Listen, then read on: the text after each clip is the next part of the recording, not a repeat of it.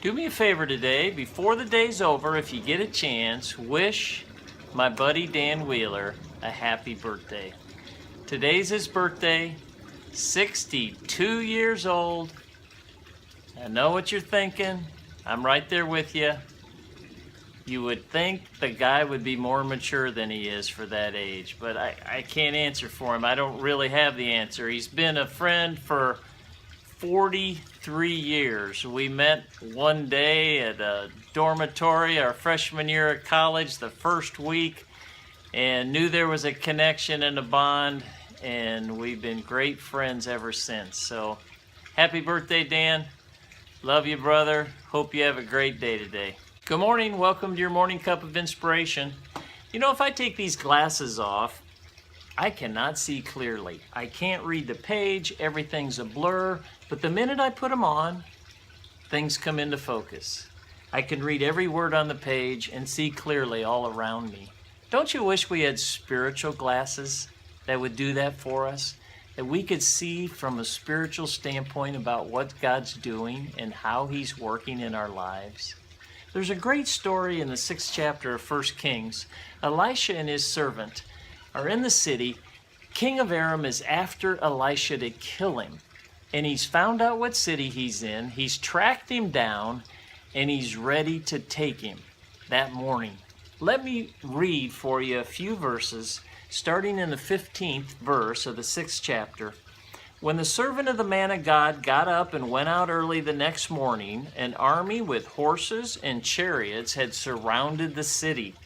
"Oh, my Lord, what shall we do?" the servant asked. The servant was concerned, as would we, of course.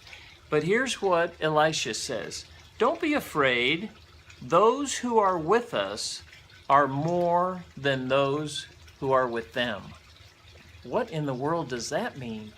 Well, he goes on to say, Elisha prayed, "O Lord, open the eyes so he may see." And then the Lord opened the servant's eyes, and he looked and saw the hills full of horses and chariots of fire all around Elisha. The spiritual eyes were opened, and the servant saw what God was doing. God had His army there in protection of Elisha and that servant. When the servant looked through his fleshly eyes, all he saw were the troubles. All he saw were the enemy.